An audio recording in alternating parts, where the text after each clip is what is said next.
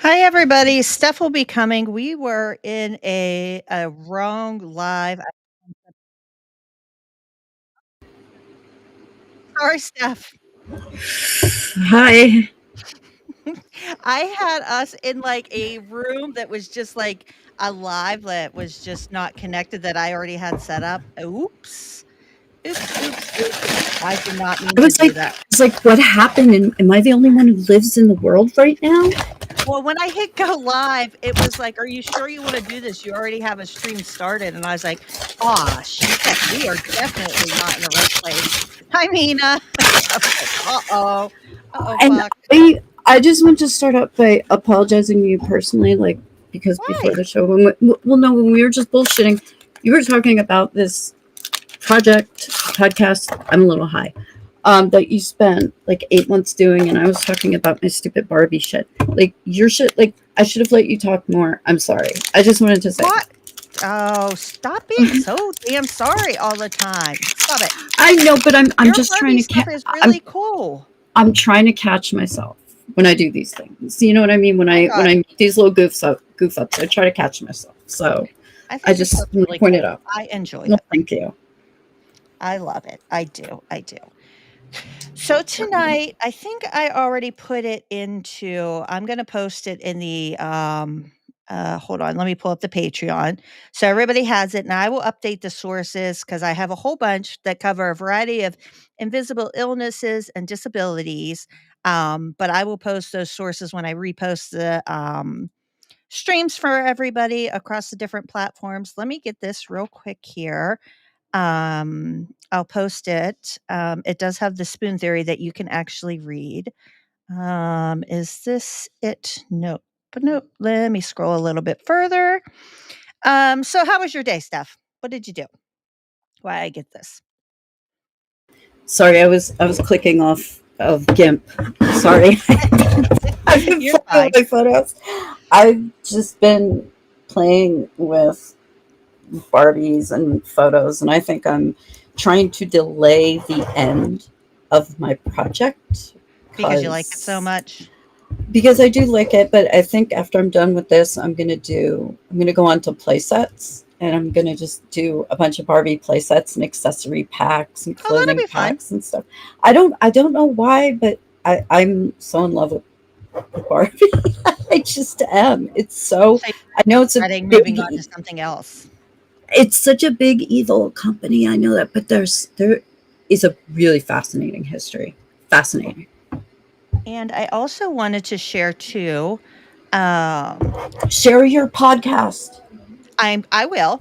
I was gonna Okay. share I always think about other people first. I try to No. do that. Quacks has a great new series out, and it cracks me up. The first name, if you're curious or you have ever seen or heard the hashtag Balls Gang or heard about Balls Gang, which is not a real thing at all, but Jim Stewartson and the people who surround him talk about it a lot. He is on now part 2 of his series he's talking about. You can subscribe to his Patreon and read about it if you would like. But that is the first one that is called Balls to the Wall. And I just got to read the first part today.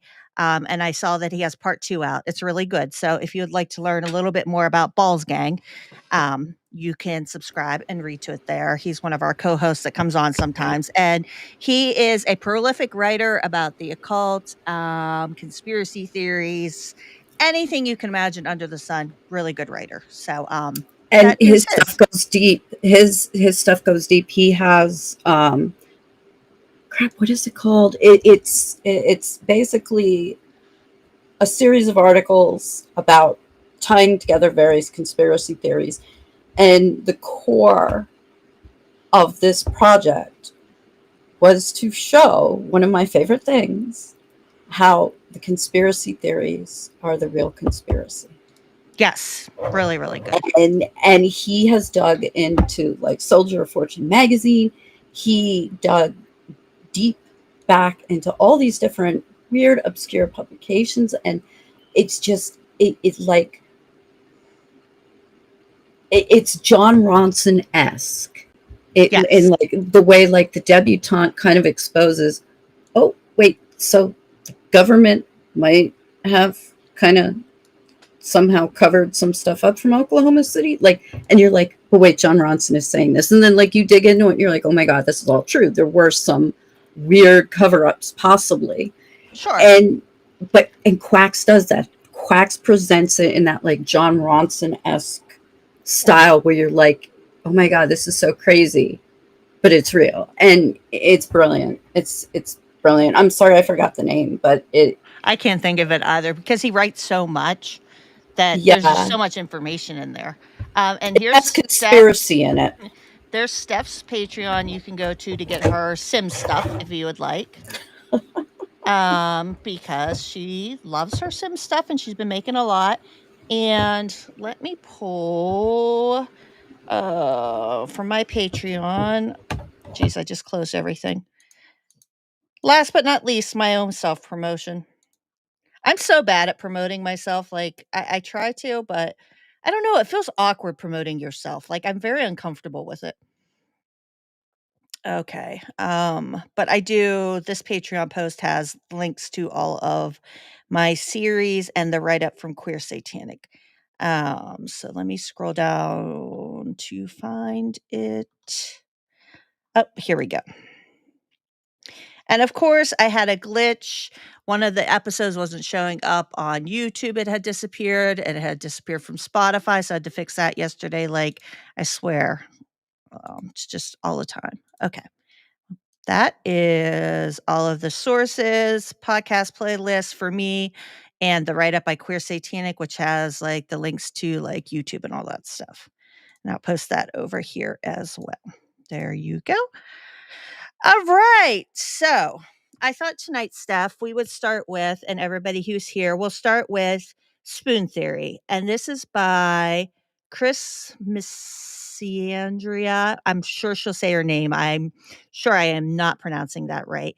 And she uses spoons with a friend in a diner to describe what it's like living with an invisible illness. And for her, hers is lupus. And some people use the phrasing invisible illness and some use invisible disability.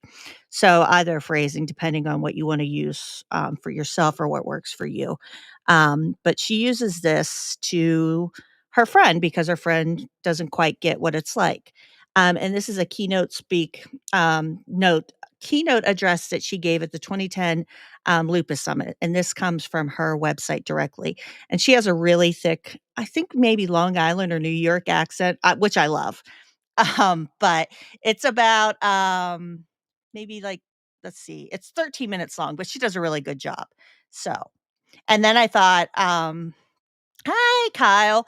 I could share what I go through and some of my disorders I have. And then, Steph, if you want to share, and then if anybody wants to talk about in the comments, if they feel comfortable sharing, what they go through and things like that. Hi, Muggsy. Hi, B.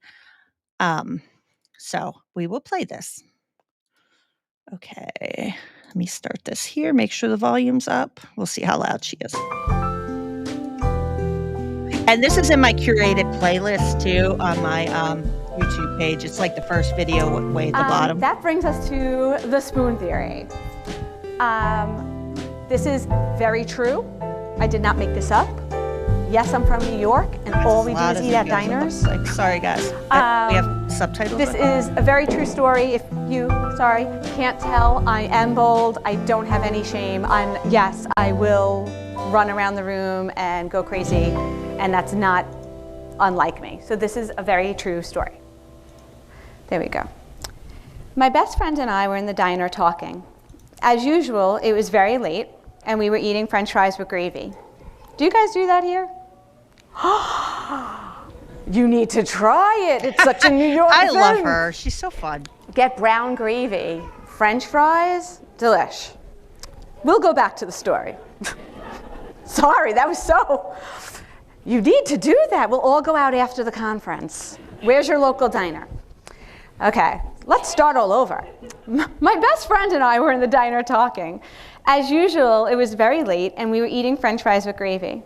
Like normal girls our age, we spent a lot of time in the diner while in college, and most of the time we spent talking about boys, music, or trivial things. That seemed very important at the time.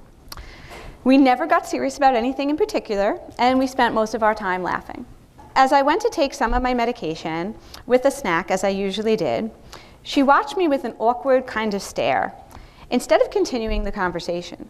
She then asked me out of the blue what it felt like to have lupus and to be sick.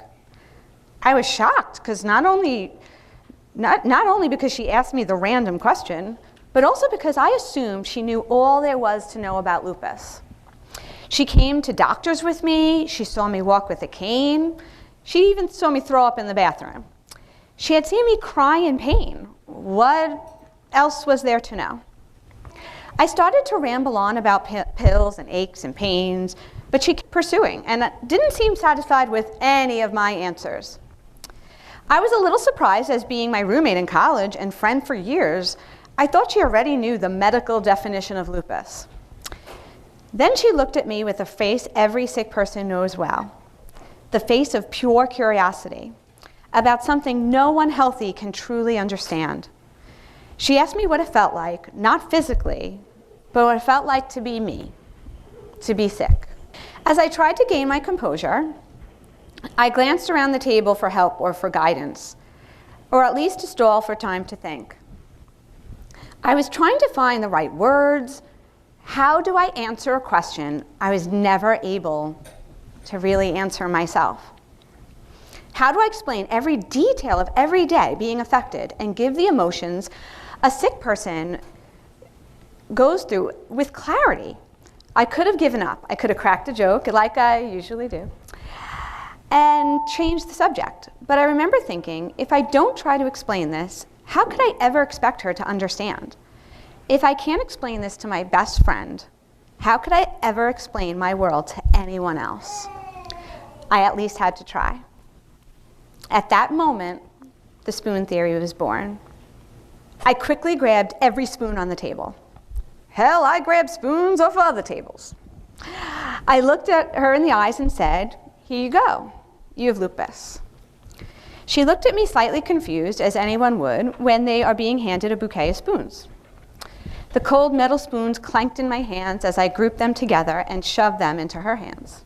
I explained that the difference in being sick and being healthy is having to make choices or to consciously think about things when the rest of the world doesn't have to. The healthy have a luxury of a life without choices, a gift most people take for granted. Most people start the day with an unlimited amount of possibilities and energy to do whatever they desire, especially young people. For the most part, they do not need to worry about the effects of their actions. So for my explanation, I use spoons to convey this point. I wanted something for her to actually hold, for me to then take them away, since most people who get sick feel a loss of a life they once knew. If I was in control of taking the spoons, then she would know what it feels like to have someone or something else, in this case lupus, being in control. She grabbed the spoons with excitement. She didn't understand what I was going through, but she thought it was a joke, and she's always up for a good time. So she said, "What was I talking about?" She knew that I usually joke when I'm talking about touchy topics. Little did she know how serious I would become. I asked her to count her spoons. She asked why. I explained that when you are healthy, you expect to have a never-ending supply of spoons. But when you have to now plan your day, you need to know exactly how many spoons you are starting with. It doesn't guarantee that you might not lose some along the way, but at least it helps you to know where you're starting. She counted out 12 spoons. Yes, I did 12. It's a story. She laughed and said she wanted more. I said no, and I knew right away that this little game would work. When she looked disappointed, and we hadn't even started yet, I've wanted more spoons for years and haven't found a way to get more. Why should she? I also told her to always be conscious of how many she had and not to drop them, because she can never forget she has lupus. I asked her to list off the tasks of her day, including the most simple. As she rattled off daily chores or just fun things to do, I explained how each one would cost her a spoon. When she jumped right into getting ready for work as her first task of the morning, I cut her off and said, "I'm taking away a spoon." You don't jump out of your bed. I said, you don't just get up. You have to crack open your eyes and then realize you're late. You didn't sleep well the night before. You have to crawl out of bed. And then you have to make yourself something to eat before you can do anything else. Because if you don't, you can't take your medicine. And if you don't take your medicine, you might as well give up on all your spoons for today and tomorrow too. I quickly took away a spoon, and she realized that she hadn't even gotten dressed yet. Showering cost her a spoon just for washing her hair and shaving her legs. Reaching high and low that early in the morning could actually cost more than 1 spoon, but I figured I'd give her a break. I didn't want to scare her right away. Getting dressed was worth another spoon. I stopped her again and broke down every task to show her how every detail needs to be thought about. You cannot simply just throw clothes on when you are sick. I explained that I have to see what clothes I can physically put on. If my hand hurts that day, buttons are out of the question. If I have bruises that day, I need to wear long sleeves. And if I have a fever, I need a sweater to stay warm, and so on. If my hair is falling out, I need to spend more time to look presentable. And then you need to factor in another 5 minutes for feeling badly that it took you 2 hours to do all this. I think she started to understand when she theoretically didn't even get to work and she was left with 6 spoons. I then explained to her that she needed to choose the rest of her day wisely, since when your spoons are gone, they're gone. Sometimes you can borrow against tomorrow's spoons, but just think how hard tomorrow will be with less spoons. I also needed to explain that a person who is sick always lives with the looming thought that tomorrow might be the day that a cold comes, or an infection, or a number of things that could be very dangerous. You do not want to run low on spoons because you never know when you truly will need them. I didn't want to depress her, but I needed to be realistic. And unfortunately, being prepared for the worst is part of a real day for me. We went through the rest of the day, and she slowly learned that skipping lunch would cost her a spoon, as well as standing on a train or even typing at her computer. She was forced to make choices, and hypothetically, she had to choose not to run errands so that she could eat dinner that night. When we got to the end of her pretend day, she said that she was hungry. I summarized that she had to eat dinner, but she only had 1 spoon left. If she cooked, she wouldn't have enough energy to clean pots. If she went out to dinner, she might be too tired to drive home safely. Then I explained that I didn't even bother to add into this game, that she was so nauseous that cooking was probably out of the question anyway. So she decided to make soup. It was easy. I then said it was only 7 p.m. You have the rest of the night, but maybe end up with 1 spoon. So you can do something fun, or clean your apartment, or do the chores. But you just can't do it all. I rarely see her emotional, so when I saw her upset, I knew maybe I was getting through to her. I didn't want my friend to be upset, but at the same time, I was happy to think, finally, maybe someone understood me a little bit. She had tears in her eyes and asked quietly, Christine, how do you do it? Do you really do this every day? I explained that some days were worse than others, and some days I have more spoons than most. But I can never make it go away, and I can't forget about it. I always have to think about it. I handed her a spoon I had been holding in reserve. I said simply, I've learned to live life with an extra spoon in my pocket, in reserve. You always need to be prepared. It's hard. The hardest thing I've ever had to learn is to slow down and not do everything. I fight this to this day. I hate feeling left out, having to choose to stay home or not get things done that I want to do. I wanted her to feel that frustration. I wanted her to understand that everything everyone else does comes so easy, but for me, it is 100 little jobs in one. I need to think about the weather, my temperature that day, and the whole day's plans before I can attack any one given thing. When other people can simply do things, I have to attack it and make a plan like I'm strategizing a war. It is in that lifestyle, the difference between being sick and healthy. I miss never having to count spoons. I miss that freedom. It's the beautiful ability to not think and just do. After we and talked about this for a little while longer, I sensed she was sad. Maybe she finally understood. Maybe she realized that she could never truly and honestly say she understands.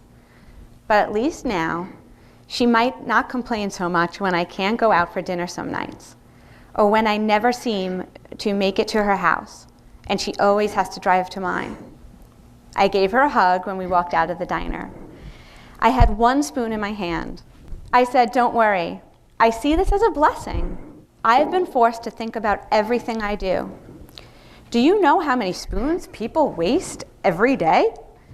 I don't have room for wasted time or wasted spoons, and I choose to spend this time with you."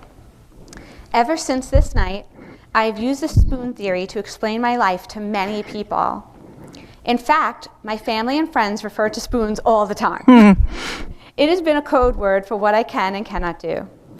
Once people understand the spoon theory, they seem to understand me a little bit better. But I also think they live their lives a little differently too. It isn't just good for understanding lupus, but anyone dealing with any disability or illness. Yes. Hopefully they don't take so much for granted, or their life in general. I give a piece of myself in every sense of the word when I do anything. It has become an inside joke. I've become famous for saying to people jokingly that they should feel special when I spend time with them because they have one of my spoons. I want to just thank all of you for letting me spend my spoons with you. They're worth everything, every spoon, the flight, the everything was so worth it, and for welcoming me into your family. I love her. I think she is just incredible. And like I said, it's not just for lupus. It's just that's her illness is lupus, her disability. Like I said, it's invisible illnesses. It covers all disabilities, and it's so universal. I just happen to have, and I'll explain what I have and what I go through, and then Steph's going to share hers, if she wants to, which I know that's why she came here. But I came across it many years ago when it was first out, and it was life changing for me because I was having trouble explaining to people because I got the common, "Well, you don't look sick. Why don't you work? What do you do for a living?" And it's really hard when you get that from people because if they can't see and, you look absolutely fine, like, "Wait, what are you doing?" They don't know about your daily life or what you're living through. So what I have, I always just tell people generally, and I'm gonna go into a lot more details since everybody we're sharing tonight, and that's what the space is about. I do have lupus, but mine's a little bit, more complex, like the diagnosis. It's called mixed connective tissue disease, and it is a systemic autoimmune disorder, but because it has overlapping disorders with it, um, which means I have lupus. I have Raynaud's phenomenon, which is my fingers and toes. They'll just become white or numb, and blue, in response to being cold. Stress can bring it on. I'll get puffy and swollen hands and fingers. I have a lot of joint inflammation, pain, swelling, stiffness. I also have Sjogren's syndrome, which makes my mouth really dry. I take a prescription for that. I had to have surgery on my punctal plugs here where they cauterize them because I had no sheen. I forget what it's called on the outer of my eyelid. And my eyes weren't producing tears. So I had to have that surgery performed as well. I have, hold on, I didn't want to forget. I have mitral valve prolapse, my heart. I have peripheral neuropathy. I have bursitis in my hips, which this all goes along with these mixed connective tissue disease, not my heart. I have fibromyalgia. I've had tons of bladder issues, and I've had some surgeries too. And I have the early RA markers that they've been keeping a lookout on, to make sure like the progression of it. I have GERD, which that goes along with the mixed connective tissue disorder. And I have sleep hypoxia, which is not apnea. I don't sleep with a CPAP on, but my oxygen levels go up and down all night. And I don't have any sleep obstructions or anything, but I sleep with a cannula on at night with oxygen to keep that regulated. And for many years, I was like almost in near tears because doctors kept saying there's no reason I should be tired. And then finally they did a sleep study. A neurologist listened to me, and here is my oxygen levels.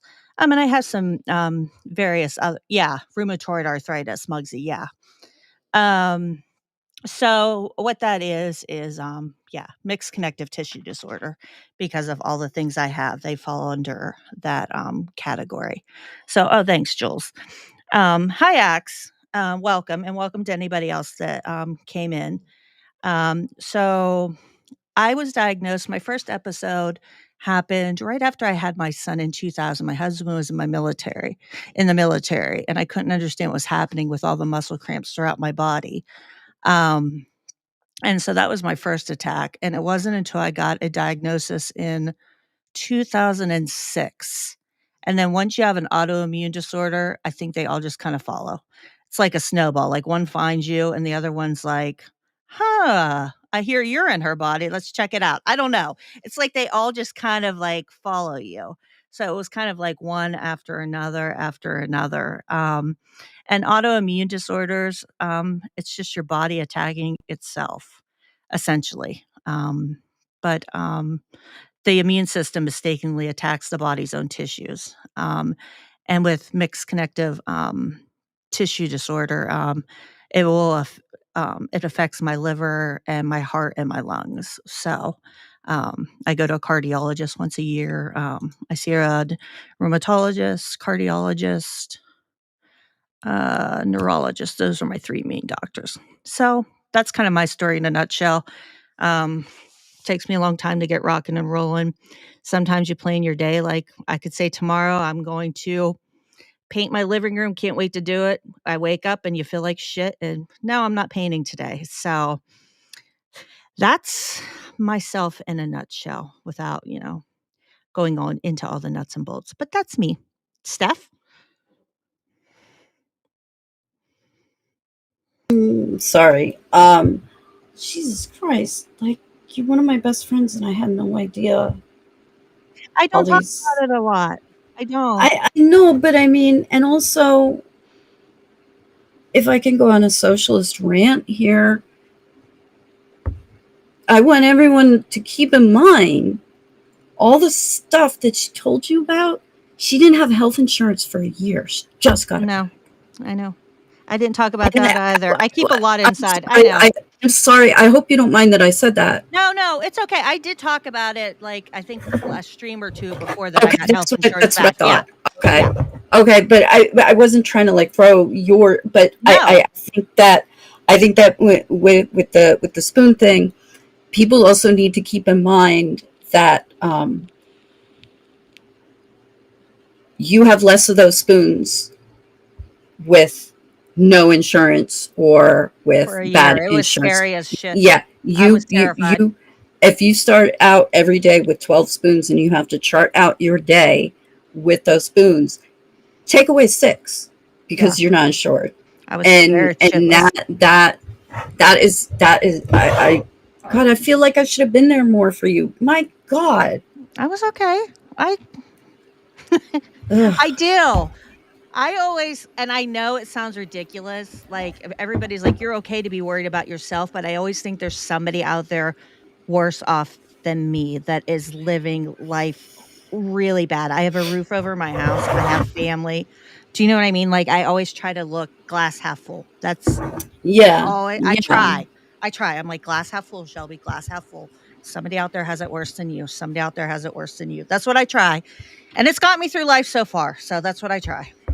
Yeah. Some days you really don't. Yeah, Jules is right about that. And I just wanted to say, like, I was diagnosed with fibro. I don't know if I necessarily have it or not. Whatever. I mean, I manage as best as I can, but I mostly came just to support you. So if you want me to talk, I can.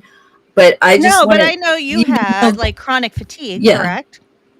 And that Yeah. is Yeah.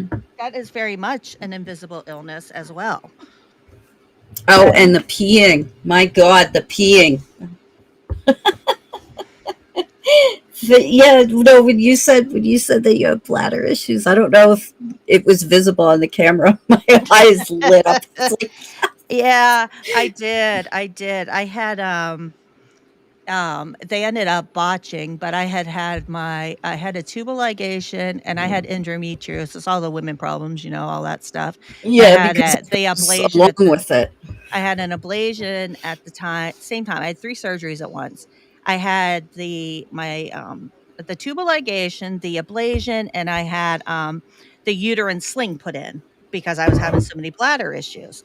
Well, they ended up nicking my bladder and they had stitched it. Well, that ruptured like a week later, so I had to have emergency surgery. And it's still never been the same, but I'm like, "You guys are not like another surgery. Like, I'm done. I will just deal with it, like, whatever. Like, it is what it is." I'm like, "You're not cutting." Like, "I'm done. I'm done. I'm done. I'm done." And the ablation didn't take. Like, I have the worst luck. Like, I really do. I really do. You know, So I still have problems. and this is just a tip. It might not apply to all people. It might not work for all people, but and I think one night, like when I was in the middle of reading that Amelia Earhart book, and I was up all night because my bladder literally filled, completely filled every 5 minutes, and I wasn't even drinking anything, and I was up. I could not sleep for like 8 hours. I That was remember that. going on. I don't, and that happens like a few times a year. And I always have to go to the bathroom like 10 or 15 times before I can actually close my eyes and fall asleep. And then I wake up several times in the middle of the night to go pee. But I've been drinking like 8 cups of coffee a day, and I'm able to actually not have the pee problem. How messed up is that? That what you would assume is the exact opposite solution is I will even have my last cup of coffee like 9 o'clock at night, and then I'm able to get it all out throughout the day. And I don't know what it is, but and obviously keep an eye on your blood pressure, keep an eye on all that, on all that stuff, keep Yeah. all of that stuff in mind. But that might work for someone else too. Yeah. Like, don't And know, absolutely, everybody everything is that we're different. talking tonight is not medical advice. Like what works for us might not work for Right, anything else. We're just right, discussing, right. different things. I was just gonna look Yeah. at some of the comments here. Some days you don't even start with 12 spoons. That's correct. Yeah, I wish. I feel like today, for some reason, I don't know why, I felt like I had to get blood drawn. Taj and I we're so romantic. We went and got blood drawn together on Monday. It's such a romantic date we had. We're getting old and you go and get your blood drawn together. But I felt like they sucked like so much blood out of me. I felt like I was just like drained. Like I felt I slept so much the past 2 days. And today I feel like I have like and not even using spoon theory, but I feel like I like had all of the spoons in the world today. Like I feel like I still have some left. Like I feel like I have 5 spoons left today. And it's so weird how that works sometimes. Like I had no spoons the past 2 days, and today I feel like I have a million spoons. Um, oh, Beck, I don't understand using spoons. I think just because it was what she had there, Beck, in the restaurant, she was eating with her friend, and she was like, "Hey, I this is silverware." It could have been forks if there were forks laying there. Maybe, because the spoons were all clean laying beside her, so she went and grabbed them. You know what I mean? I think that's why. And it really took off. It's really cute. I was looking on her page. She doesn't have a lot of videos on her page, but a lot of people, because they call themselves spoonies, they got tattoos with like lupus or whatever their disability or disorder is, or illness. They got like really cool spoon tattoos and stuff. Some of them are really cool. Um, yes, not being able to wear cute clothes because they hurt. Sometimes my skin hurts.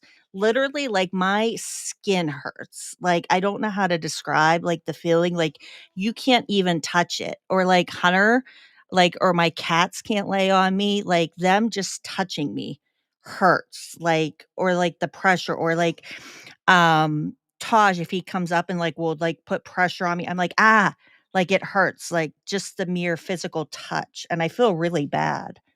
Um, many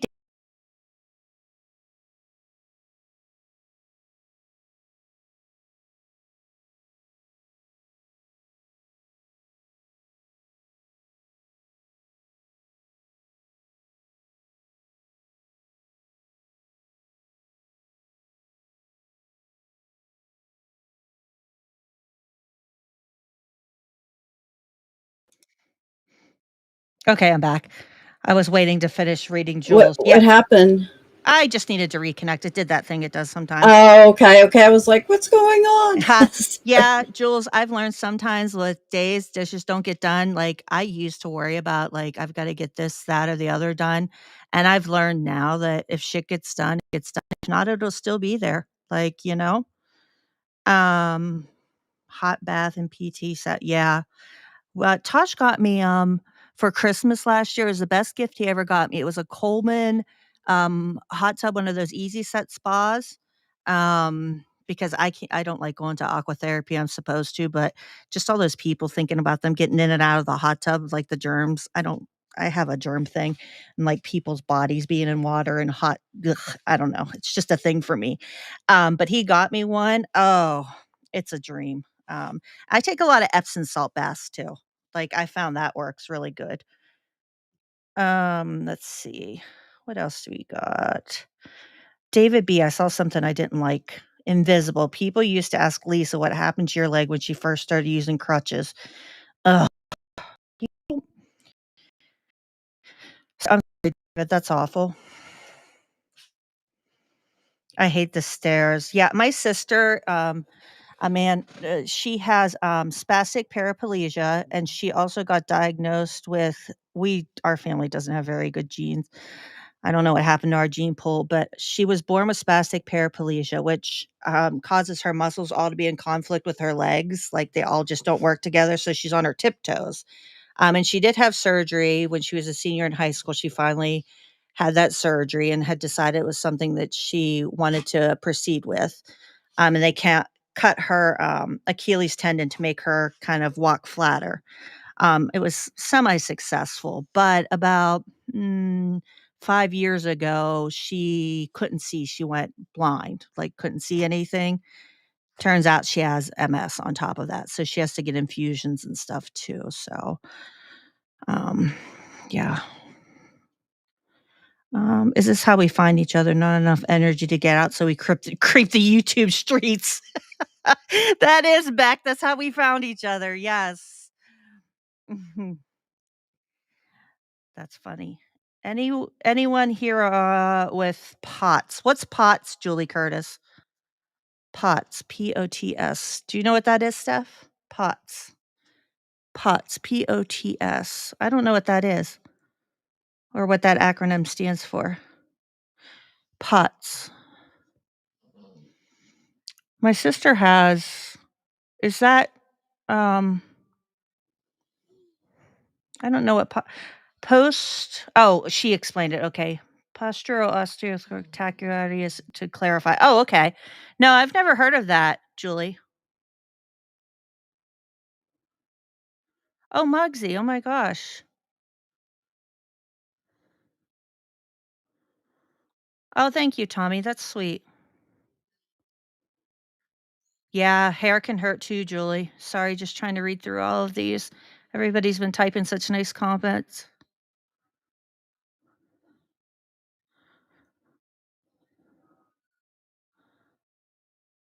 Oh, I never thought about getting a leg massager, B. That's a good idea. I have neuropathy in my feet and legs. I have actually up here in the office, I have a back massager that I use frequently. I'll get out. You want the wand. Oh shit, what's they actually sell it as a sex toy too, but it is no, it is one of the best. Like it looks like a microphone sort of. It's white. What I forget what brand it is. Hitachi maybe or something.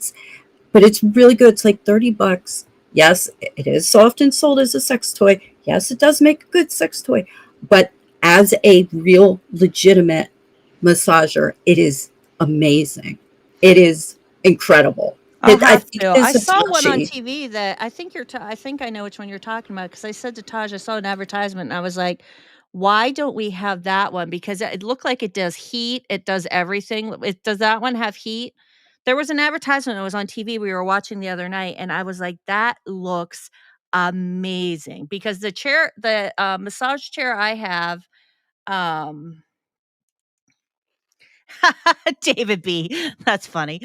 Um, It is Hitachi. It's HitachiMagic.com. And that's and they have all different kinds, and like it's one of the most popular, and I know I keep saying it's also a sex toy. I'm not trying to embarrass anyone or anything like that, but I've been to a sex toy it, shop. it, I'm not it you're not gonna embarrass me. it's also recognized as a decent, good, highly ranked massager. So like you can order it for anything and just be like, I have muscle pain. But Yeah, it really is amazing because I have God had it damn used it. on my back. I have had it used on my back when I was having severe back pain, and it's excellent. It's excellent. So the Hitachi Magic Wand, yes, highly recommend. Yeah, I like Hitachi Magic Wand. I'll have to look it up. I like the, chair massager I got. It's, let me hold on, let me ban these Twitch bots. Let me ban this real quick. Okay, the chair massager I got, it's really good. It's like, oh, Jules is asking you what it's called. Um, the chair massager I got was on Amazon. It was on sale, but it does like, what are those called? Shiatsu massages, which I can't have those often. It has to be whenever, like, I have a severe muscle cramping day. Like my whole muscles will like all cramp up like so severely I can't move. So I can use it on those days when I'm not like having like where you can't touch my body or my skin. But it also does rolling, and that doesn't hurt me. And I really like those. Oh, thanks, Steph. I'm gonna post that over. Let me check on Patreon. Okay, the Patreon people too. Okay. I just logged into YouTube really quick and I'm sorry, I didn't realize that I didn't have myself muted, so you guys probably got some of that coast to coast AM feedback. Sorry. Um, You're fine, you're fine. I was just making sure that, if I had to post over here or, I was checking over on the Patreon. I forget that Patreon doesn't get like, I wish that there was some way for the Patreon, like, people over there they can see up on the screen too, it's cool. So that's good. I just wanted to make sure, in case there was any questions or anything over in that chat too. oh, and Go for ahead, you're fine. people who I was gonna post this over here. need that pad that they put on your back at the chiropractor, it has like little shocks. Stem. Yeah, I'm hold on, I'm just checking. This is really going to screw me up. Just to see if this website is still around, because you never know. They make weighted vibrating heating pads. Shut up. Okay, I do no. Okay, it's not loading, so I don't think this website is around. But there used to be a website called Medical Tens Toys. machine, that's what they're called. Yeah, there used to be a website called medicaltoys.com, and it wasn't loading anymore, and it was like kind of for people who were into like a medical fetish and stuff.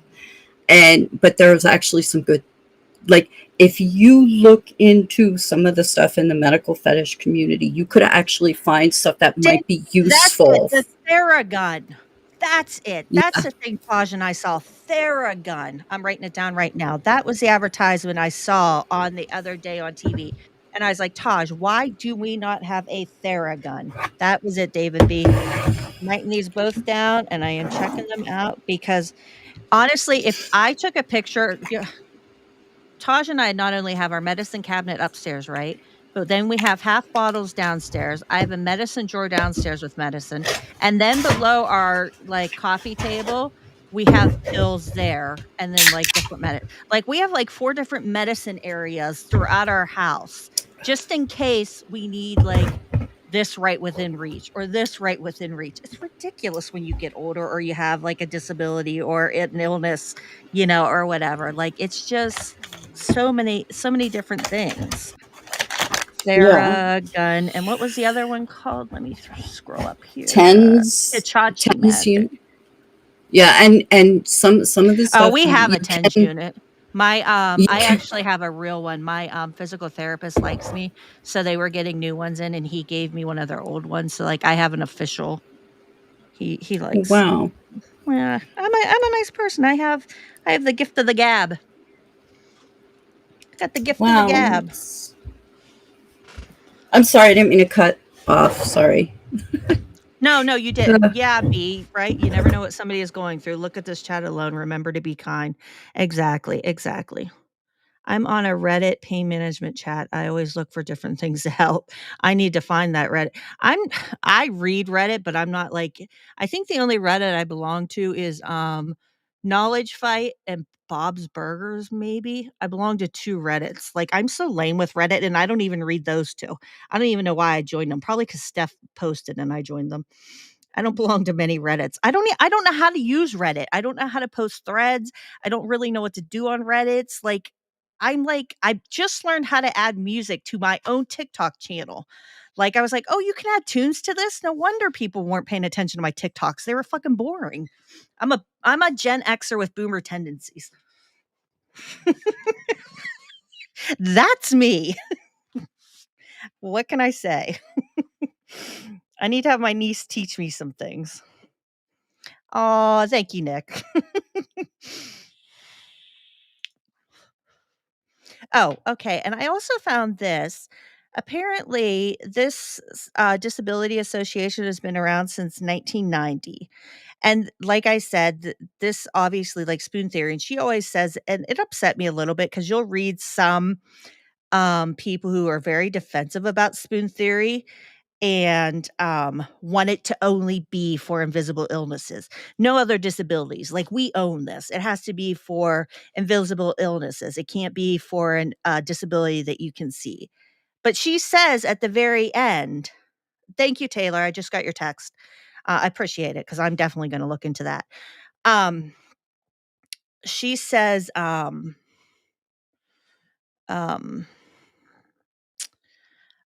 at the very end that it's for all disabilities and it can be K2. It can be for everybody, right? Invisible illnesses and all disabilities. So if you see anybody out there trying to claim spoon theory and saying it's only for this or that or anything, that's not true. And she never presented her theory as that. So like even COVID, long COVID now. And K2 just got here. So even Lyme disease, right? Like it covers everything. Um, but I found this invisible disability site today, and they've been around since like the 1990s, advocating and talking about disability in general terms. So I was just going to read this briefly as everybody's chatting here, and it's they've gotten lots of awards. They work for advocacy. They do a lot of things. They're a nonprofit.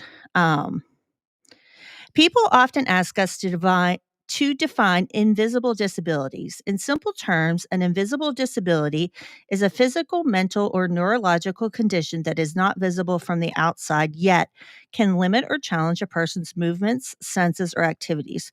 Unfortunately, the very fact that these symptoms are invisible can lead to misunderstandings, false perceptions, and judgments.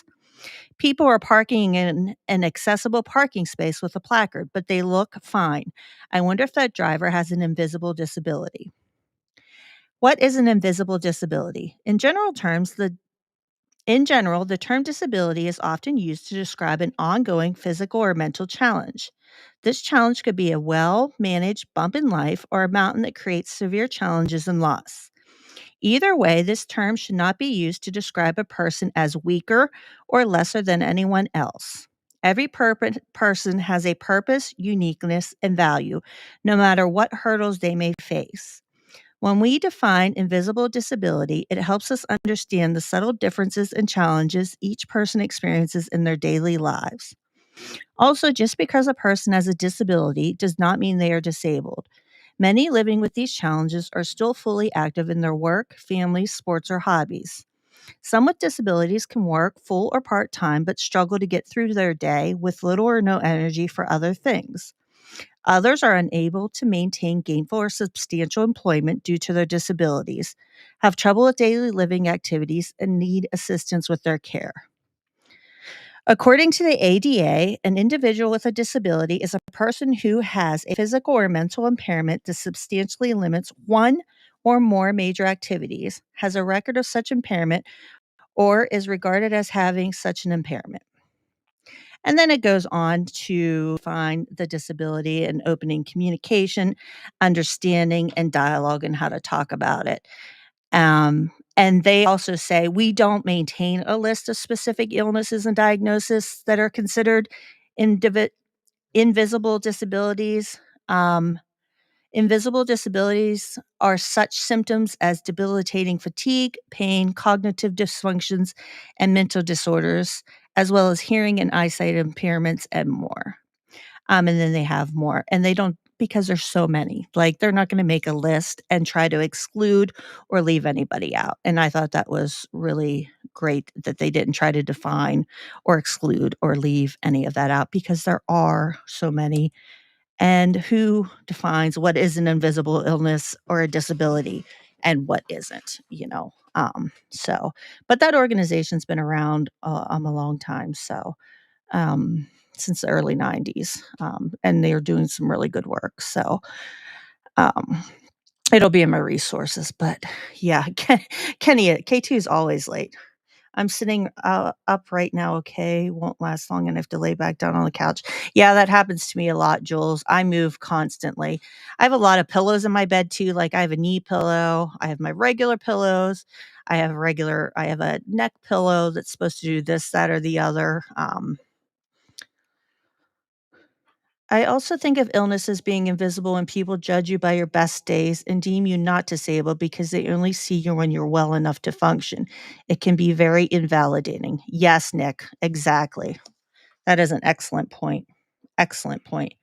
Well, yeah, and when you think about um, ADHD, that's an invisible illness. Somebody being like, my dad is legally blind in his right eye. I had to think when I'm looking and talking, and his right eye. That's an invisible disability too, but nobody sees that. But it is. It kept him from being able to go to Vietnam, which he very much wanted to. Thank gosh. I mean, whew. But that was an indivisible, invisible disability as well. There's so many things. So many when you think about it. There's I'm trying to think. Just there's such a long list of um, um, um, endometriosis, uh, cystic fibrosis, PCOS, polycystic ovarian syndrome. I mean, there's just so many out there, invisible illnesses and disabilities that people don't see, It's the list is huge, but I mean, who's gonna create a list and say, "No, yours doesn't count. Yours counts, but yours doesn't." Of course, if you were applying And for SSI or it's SDI, then the government's gonna start doing that shit to you. Go ahead, Steph. well, it's probably good with and anyone who listens to conspirituality, the podcast is familiar with this topic. With RFK in place, like running all this health shit, he is like pro soft eugenics. Like, a lot of these tech billionaires are pro soft eugenics. It's probably better that there isn't a list. Right? No shit. I think that's the exact intention of there never being a list, and these organizations being very smart not to create such lists. Like, they know what they're doing, right? Like, not creating this list and just having conversations about, the illnesses and disabilities and, what it's like to live with, and creating conversations around it, right? Because when you have people like that, you don't want lists made, right? Life is hard. Sending all of you love for fighting pain each and every day. Yeah, love to everybody. Like, because my journey is not the same as Steph's or as Jules or as B's or as K2. I don't know what it's like for Lyme disease, or, Nick or anybody, my journey is not the same as anybody in this chat, or David and, Lisa, it's not the same. And being a caretaker is a lot too, and that's another thing to talk about when you're a caretaker of somebody who has an invisible disease or disability too. That's a lot too, you know? Um, so being a supportive person there too, you know?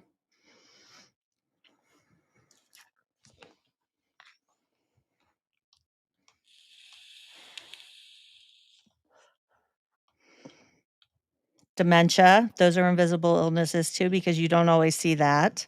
Disabilities, you know, Alzheimer's, because they don't always manifest. Oh, but what I was getting at is my lupus isn't always gonna manifest in the same way that somebody else's or things that work for me or, you know, that's what I was gonna say. Not everybody's experience is the same.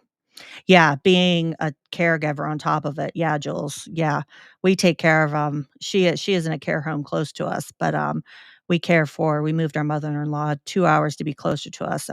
She has Wernicke-Korsakoff syndrome, so we care for her too. So we take care of all of her needs and everything too. But I'm lucky. I have a great husband, and he's retired now. We're going on next summer will be 2 years, but thank gosh he's retired. Makes life a lot easier. I'll tell you that. And Steph has a great husband, I know, and David's a great caretaker to Lisa. And I know your son's very lucky, Jules. Um, I thought I had there is one more video I wanted to show, and it is actually from this Invisible Disability Associations, and we talk, and we can end with that, because everybody shared some really great stories. Just let me go to my bookmarks. It's another tiny short video here. Bookmarks. Okay. I think this is it. Good God, Hunter. Sorry, my dog farted. He's trying to kill me. It's like, good God, Hunter. Oh, oh, God. What are you feeding him? I don't know. Must be the snacks or something. He's trying to kill me. God. Was it like a burning sewer carcass? I don't know. He's trying to kill me. Oh. Yeah, you Uh, too, Kyle. I know you're a caregiver too. Mm. and olfactory sensitivity is common with many autoimmune disorders. So, someone else in that room with you with that dog fart, it might not bother them as much as it bothers you because I know, like, I said to a doctor one time, I was like, hey, is it normal that when you're on antibiotics, you can smell them when you go pee? And the doctor's like, what? I'm like, Yep. he's like, you put your head down and smell it. I'm like, no, while I'm peeing, I can smell it. It's a high sensitivity, and actually, people with that sensitivity, you might be able to look into like working for like coffee companies, Hire perfume me. companies, because they that nose sensitivity is actually amazing. And there's a woman out there that can smell Parkinson's on people. Really? Mm-hmm. Fascinating. Mm-hmm. Huh. And they can train dogs to do it. So some elements of our olfactory sense that they would never even come close to that of the sensitivity of a dog's, but some of what that it could be seen as like a side benefit of some of these disorders, like because sometimes you do get some superpowers out of it too, and I think that's one of them. It's not always a fortunate one, but like I'm gonna smell if there's a gas leak before someone else is. Hmm. You know what I mean? I'm going to be Maybe I'll able try to develop my superpower.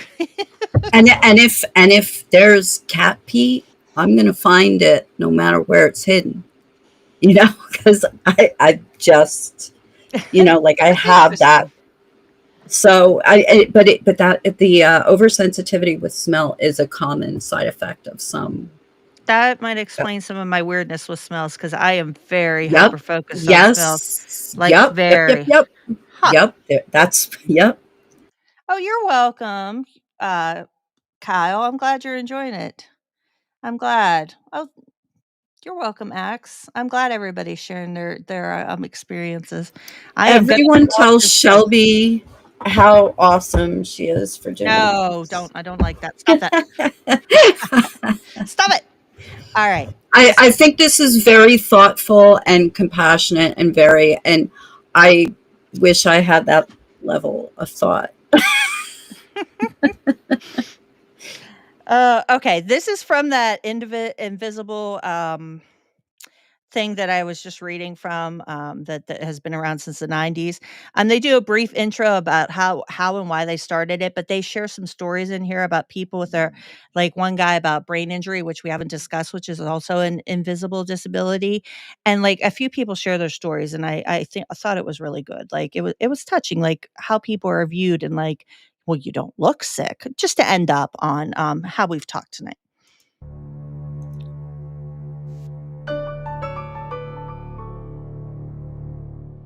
Have you watched someone parking in an accessible spot, but they're not using a wheelchair? Have you wondered if they really have a disability?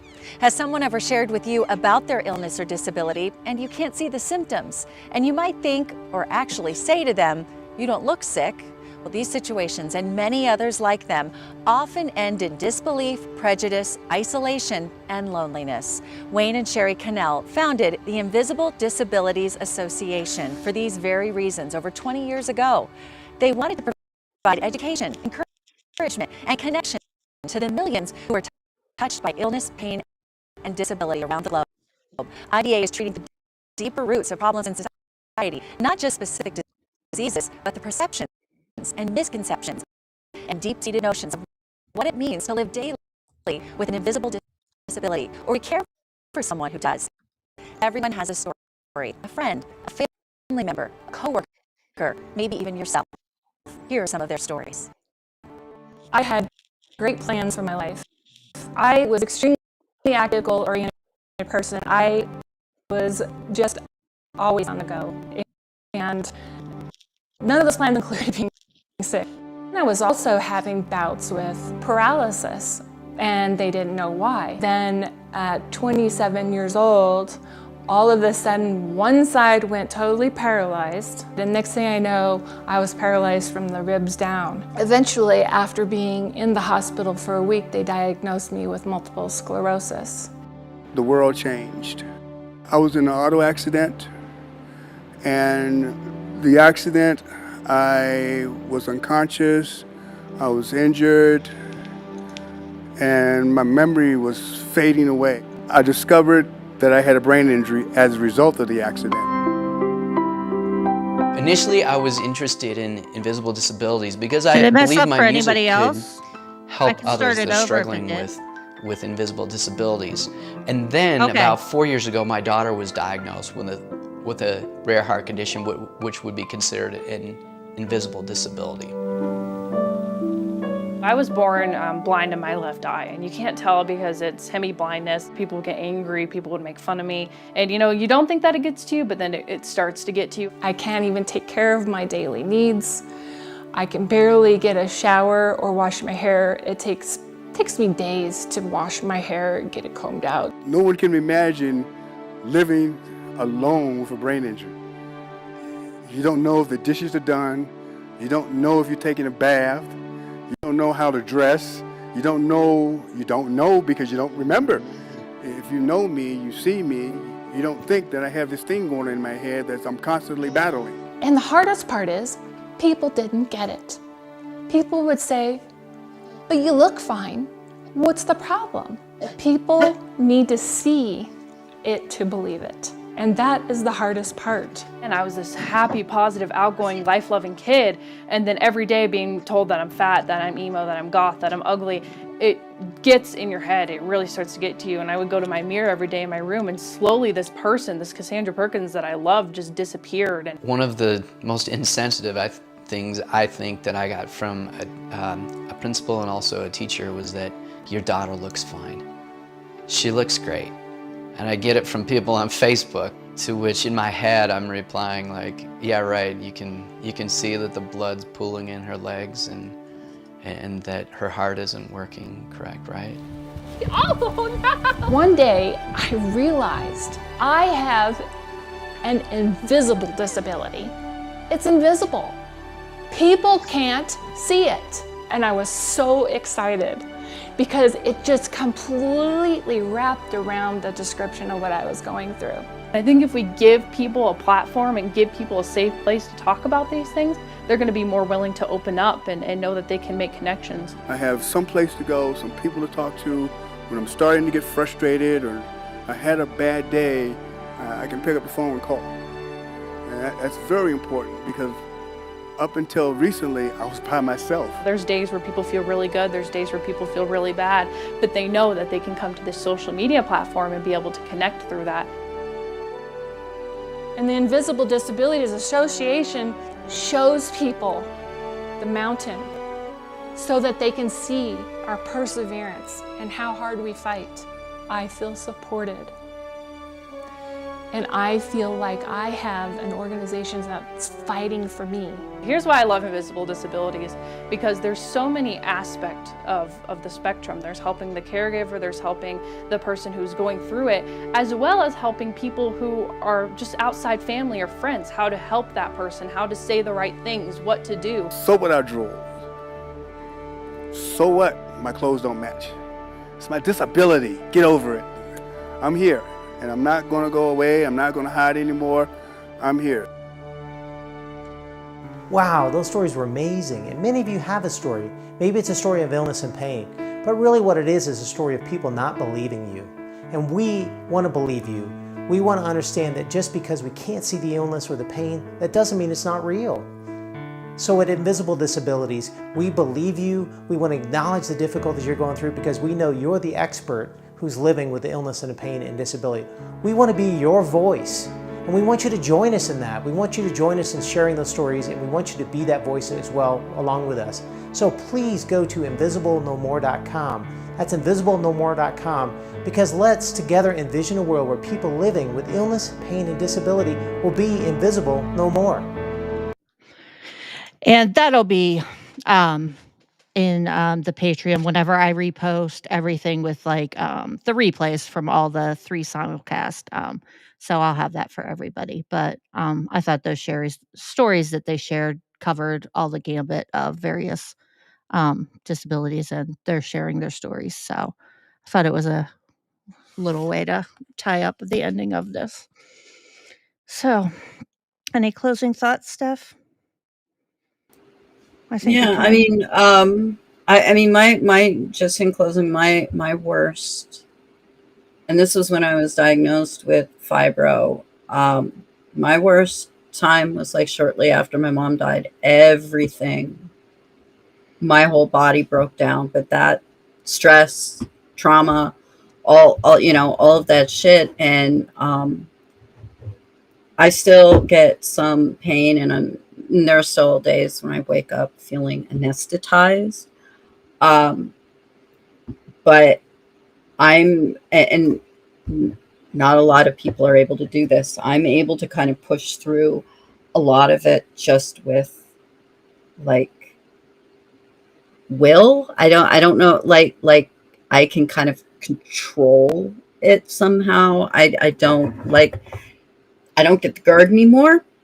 Mm-hmm. That could be because I cut out carbs and gluten and sugar. That could have been Diet what was changes. caused. I did, I don't know, but I don't get as much pain as I used to, and it seems to kind of coming.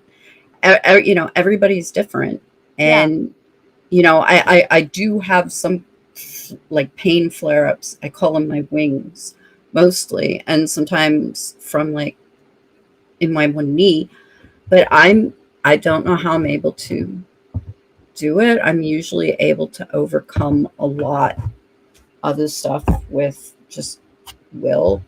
Yeah. But I mean, I am way better off than a lot of people, and it makes me feel like, oh, I don't have it as bad as some people do. And I feel really bad for people that do, but Well, and you guys did see me yawning. But I think it's that okay is to part of it. acknowledge your own pain though and say, "I don't feel good today." You know what I mean? Yeah, And that's yeah. what I've had to learn, like, even though I have really shitty days, and I'm like, "Well, there's someone worse out there." And it's okay to say some days to myself, "You feel really shitty today, Shelby." And it's okay to say that to yourself. Even if somebody is worse off today, it's okay to acknowledge your pain today. And it's hard to do that because I've always been that half glass full person, and it's hard to acknowledge and say to myself, "I'm in a lot of pain today." You know what I mean? Because I'm always looking at, well, there's somebody else out there worse. But it's okay to acknowledge my own pain, and that's really hard to do sometimes, you know? I think it is. Yeah, I found, for me, keeping busy, and just even if I'm not like being bodily active, physically active, like just keeping my mind going is what it works for me. It helps me. It might help other people too. And meditation could be helpful for some people with controlling pain. Just be very, very careful Yeah, you gotta watch the where, whoosh, the cue pop yeah. up. And hey, if you want to do like Fight Club visualization, surrounding yourself by a white ball of healing light, that is not going to hurt. As long as you understand that it's just mind, that it's you're not actually healing things. You know, just be very careful with meditation. But meditation can be very helpful for Sure, like pain absolutely, I management. agree. Yeah. Yeah, for a while I was into, and I have to be careful, but I do, very, the simplest yogas. And that's helpful for my body because extraneous yoga exercise does hurt my body. Um, and I get a lot more pain than I do benefits from, high impact exercise.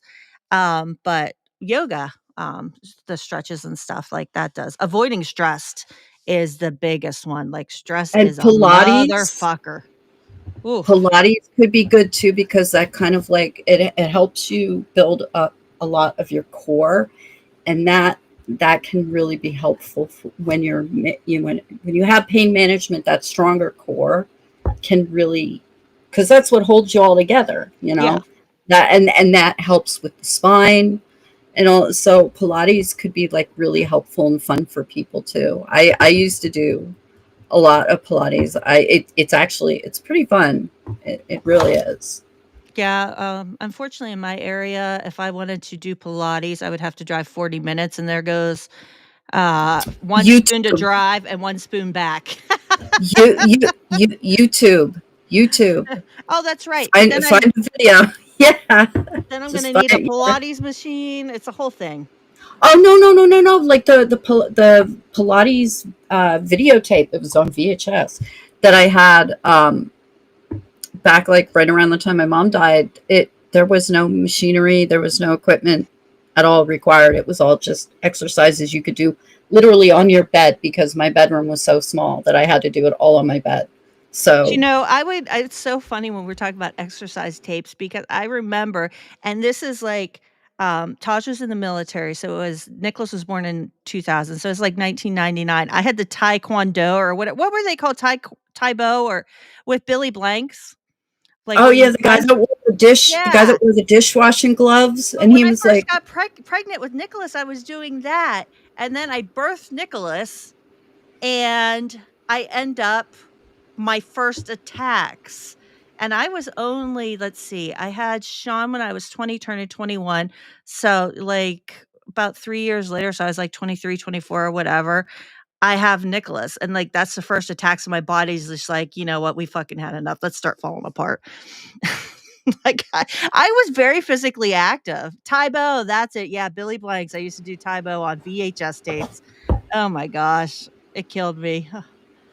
YouTube yeah. videos. I thought Pilates was like the pulling machines and all the crazy shit and Well, the lights that it can be, yeah, it can be, but you can also mimic that like in your own home. And if you want more of the tension that you would actually get from a Pilates machine, you could do some of the exercises with leg or like arm weights strapped Oh, I was going on. to say we have the bands again from going to physical therapy. He just sends us home with extra ones because we go so because we've got so when you get old you break and hurt things a lot.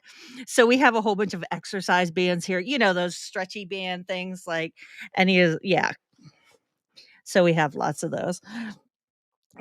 Yeah, I'm gonna have to. I got to But get back thank you, into. everyone, for Yeah, thank sharing. you. Thank you guys all for sharing. You guys were amazing. Cause I know a lot of times people like it's hard to share, but like I think it's important to talk about this stuff because I mean, Steph didn't know half the stuff about me because I don't know why people I think because you get so tired of people not listening or wanting to hear, or you feel like you're overburdening them with your stories. Or like it's like I'm gonna have to explain this. How do I explain this?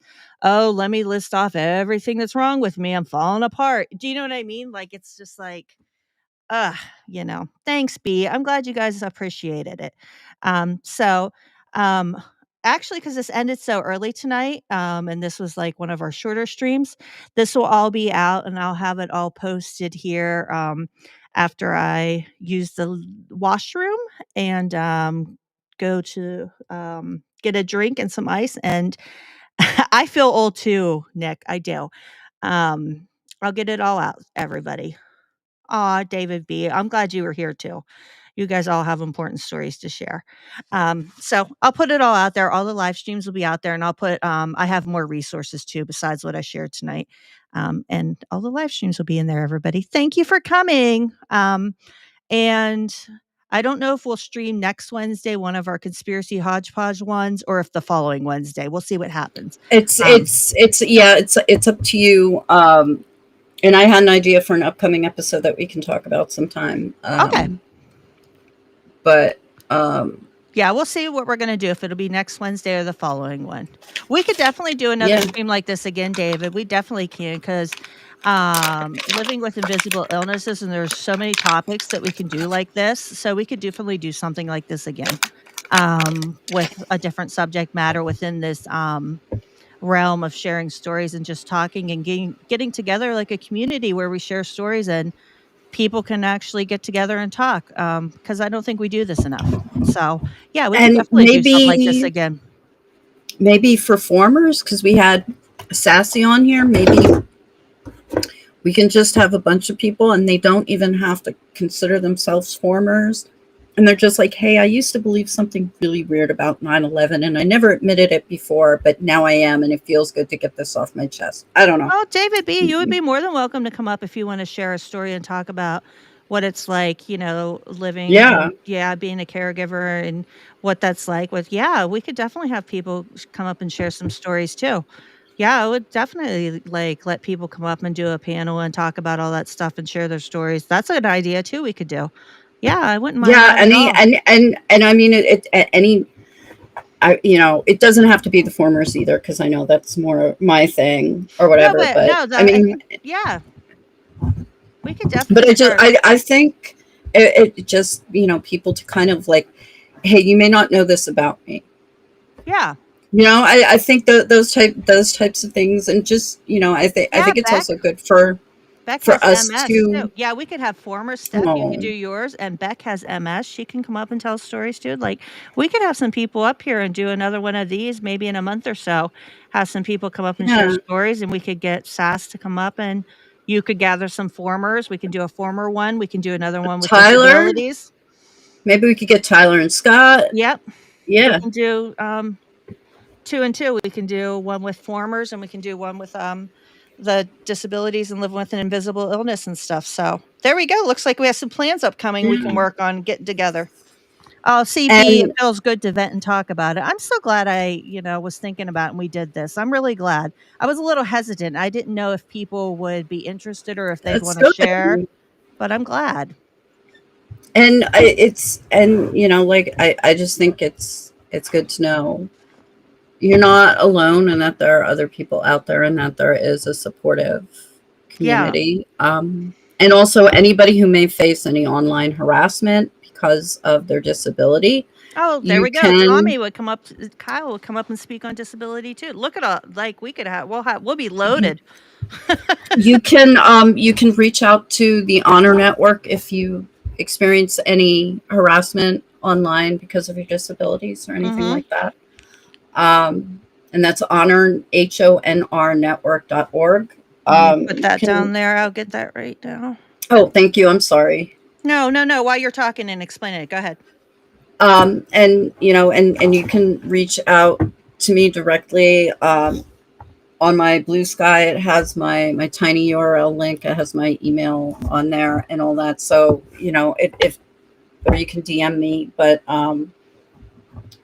Honor doesn't just go after people who are being harassed because of conspiracy theories or something like that. It's all types of harassment. So we'll we help when we can. And I do Oh, volunteer work. shoot, you So just reminded me. I need to read that email you sent me. God, I got so busy with life and oh no, everything. I will read we're that. good. We're good. You don't even have to worry Okay. about it. All right. Yeah, Good, good, good. I'm I got sorry. people. If I forget, you've got to tell me. You got to say, Shelby, the email, read it, read it, read it. I get so busy. I Yeah, have like 1,000. I have, what's that? Too many irons in the fire, or what's the phrase? yeah, too many irons in the fire. Yes, that's me. Shelby has too many irons in the fire. I have like this one, this one, this one, this one. I'm everywhere. Okay. Or you could say you have too many steel beams in the jet fuel. All right, everybody. And Scott, Yeah, you're late. okay. Scott, I'm marking you late. Scott from Yep, NYC marked late. late. Noted. Oh Noted. God, I'll see you in detention. All right. Good night, everybody. Take a night. We'll either Take see you care. next Wednesday or the following Wednesday, but I always put out notices when we're going to be live. So I will let you guys all See know. Thank yous. you for coming. Love you all. Love you, Bye. Scott. Love ya. Bye. Bye. Love ya.